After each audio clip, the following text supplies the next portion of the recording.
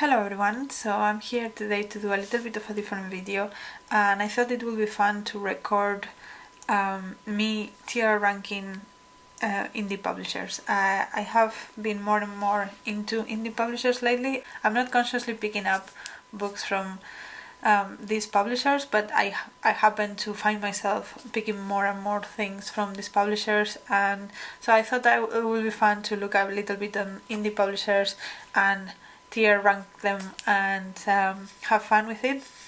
I have 12 because these are kind of like the 12 that I have read the most of, but I would love to know if you have more suggestions of indie publishers that I could tier rank and we can have fun with this together.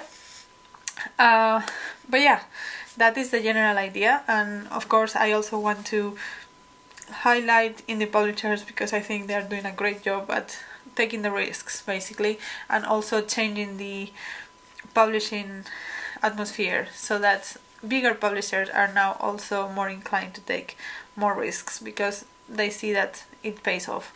So yeah, with all that said, I have 5 tiers in my tier ranking. The first one is want them all, as in I want to read all of the books from these publishers. I think they have a great selection and I love those books. Solid is like, I think they are doing a good job, but it's not like my favorite from a visceral point of view. Love and hate means I love some things, I hate some things, so it stands in the middle, which is kind of the same as meh, but also completely different, because meh is like I completely feel indifferent about them. Nothing that I love, nothing that I hate, but also stays in the middle because of that. And then no thank you just means that it's just not the publishers for me, and that doesn't mean that it's a bad publisher, it's just not for me. So the first one that we have here is An Other Stories, and I have read a number of books from An Other Stories, and then there is also a number of books that I want to read from them but I haven't read yet. So like Alexis Wright with Praiseworthy and is it Corregidora or something like that? Those ones I'm interested in. Also there's one, The Hunger of Women, that I'm really interested in. I have also read things like People in the Room, which I really liked, but also Yuri Herrera, which was okay for me. So I would say that Ando's Other Stories goes in solid for me.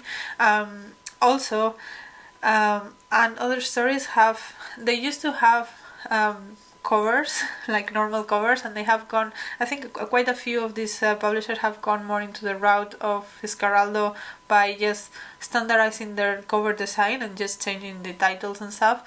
And I think And Other Stories is my favorite. They have recently changed into that, and they have now like this white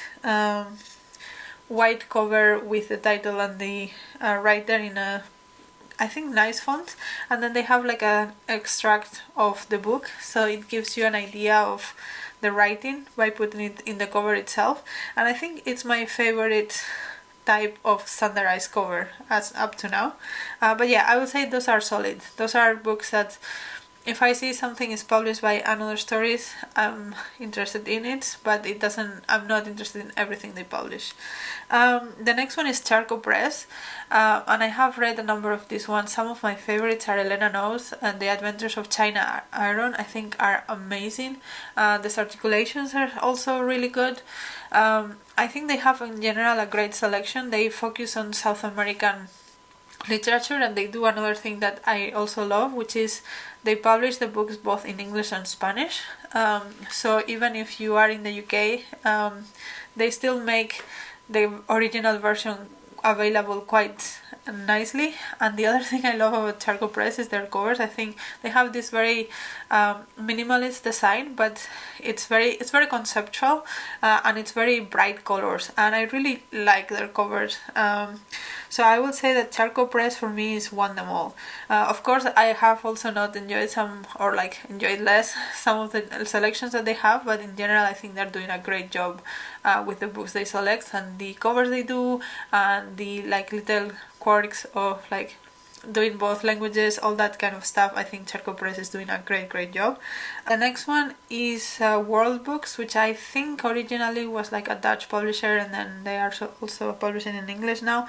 I think the most known books probably that they publish is the Marise Conde books, but they also publish Mia Couto, and they also publish quite a few Dutch authors, like Summer Brother was published by them, The Dutch Maiden, and also they published Cocoon, which did the rounds in YouTube a few years ago, by Jiang Shurang, which I'm actually currently reading. And I think for me, none of the books that I read from them I love. I also don't love their covers. It's fine, but I'm not super impressed by anything I've read from them, so I think I'm going to put them in meh. The next one is Verso. Verso is mostly publishing. They have a few fiction books, but mostly non-fiction, and I think they were in like financial troubles a few years, and I don't know if they managed to continue doing the things they did. I have checked their website and it still exists, so I think they're still selling. I'm not sure how much they are publishing new, but Verso is basically mostly focused on non-fiction that is anti-capitalist, anti-racist, anti everything, very anarchist, and what I have read from them, I think they are doing a very good job, but it's always books that are very heavy and are very you need to read with a certain mindset. So I would put them in solid, just because I think they're doing a great job. It's just not something that I will jump at everything they have, because it's just too much and too heavy. Next one in the list is Lolly, and I think I have read two things from Lolly. I have read Olga Raven, The Employees and My Work, and I have read this short story collection, Under the Sun or After the Sun or something like that, which I didn't really like, and I also don't like their covers and like the formatting of their books. Like this, they come in this very shiny cover paper stuff, so I'm gonna put it in love-hate, because I love Olga Raven, so some of the things I love, but I also hate some of the stuff that they do. So love-hate relationship with Lolly. Europa Editions. Europa Editions, I feel, is slightly bigger than some of these. They publish Elena Ferrante for once, so that's a pretty big deal. I haven't read Elena Ferrante, and I don't have a great desire to do so. But they also publish things. I have read The Betrayed, which I liked. I have read Whale, which I like parts of it, but it was a little bit too much at points. Also published Miyako Kawakami, which I think it's okay, and The Promise by Damon Galgut, which I didn't. It was okay as well. So I think I'm going to put them in meh, just because I don't think that their choices align with the things that I'm looking for. I will say though, I really like their covers. They have this, they put like a frame around the cover, so that it's very recognizable that it's their editions, but they still have like very pretty covers, I think. So extra for the covers, but the books themselves I would put in meh. Then Gullybecker Press, I think I've read two things from them. I read Dax Newbury Report and I've read After Sappho, and I think it's one of those that it's too philosophical for me. I think that Dax Newbury Report would have been a good book if it was like 500 pages shorter. And I didn't like After Sappho, so I think it's a very niche amount of people that would enjoy those books. So for me it's a no thank you, not because I think they're a horrible press, but just the things they publish are like really not my thing. They are too meta and too thinking of form and too academic in some ways. So for me, it's a no, thank you. Now Fiscaraldo. Fiscaraldo publishes a lot of things, and it's like a very well regarded, and it's amazing how little people they have for the amount of things they do. They do publish some. They have published some of my favorite books of the last years. They have published Minor Detail. They have published Olga Tokarczuk. They have published Stillborn. Those are some of my favorite books of last years. But they also publish some stuff that I really don't gel with, like John Fosse. Not because I don't think he's good, it's just not for me, like really not for me. And I also don't love like the designs of the Fiscaraldo. At the beginning it was kind of cool, like the blue, they were the first ones that standardized their covers. But once I have an actual Fiscaraldo, and I read my first Fiscaraldo maybe a year ago, I realized I don't love the formatting of the books and stuff. So that's something just to take into account. But they are a very very literary publisher, and sometimes that works and sometimes that really doesn't work. They also published In Memory of Memory by Maria Stepanova, which really didn't like.